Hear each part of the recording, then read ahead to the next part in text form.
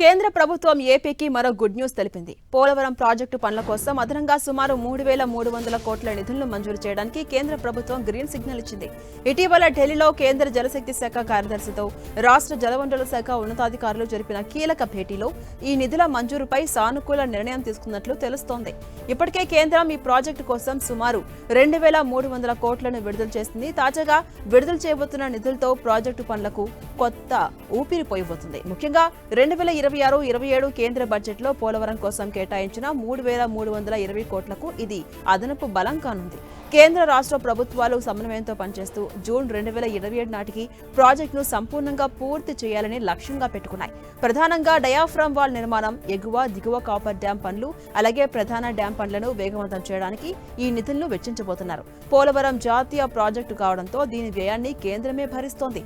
తాజా ఆర్థిక సహాయంతో గతంలో నిలిచిపోయినటువంటి పనులు పుంజుకోవడమే కాకుండా నిర్వాసితుల పునరావాసం ప్రక్రియను కూడా వేగవంతం చేసే అవకాశం ఉంటుంది.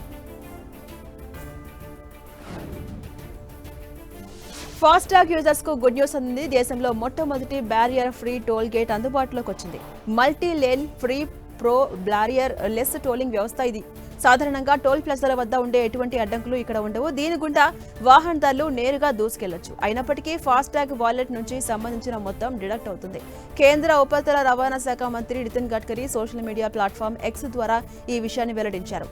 సూరత్ బరూచ్ సెక్షన్లోని చోరయాసి టోల్ ప్లాజా వద్ద అందుబాటులోకి వచ్చింది. దేశంలో తొలి multi lane free flow barrierless toll plaza ఇదే. వాహనాలు ఆగకుండానే టోల్ చెల్లింపులు జరిపేలా రూపొందించినటువంటి ఈ అత్యాధునిక వ్యవస్థలో ఆటోమేటిక్ నంబర్ ప్లేట్ రికగ్నిషన్ వంటి టెక్నాలజీని వినియోగించారు. ఏఎన్పిఆర్ టెక్నాలజీ ద్వారా ఇక్కడ ఫాస్టాగ్ నుంచి అమౌంట్ కట్ అవుతుంది.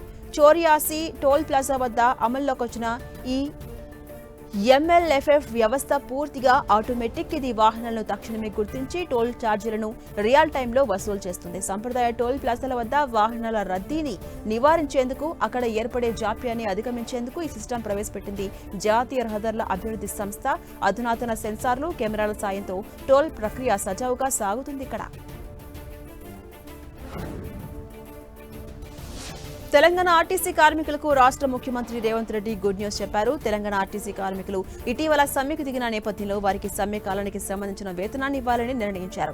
నిన్న సీఎం రేవంత్ ను ఆర్టీసీ కార్మిక సంఘాలు కలిశాయి. సమ్మె కాలంలో వేతనం, కేసుల ఎత్తివేత అంశాన్ని సీఎం రేవంత్ రెడ్డి వద్ద ఆర్టీసీ కార్మిక సంఘాల నేతలు ప్రస్తావించారు. ఈ క్రమంలోనే సమ్మె కాలంలో 3 రోజుల వేతనం, కేసుల ఎత్తివేతకు సీఎం రేవంత్ రెడ్డి అంగీకరించారు.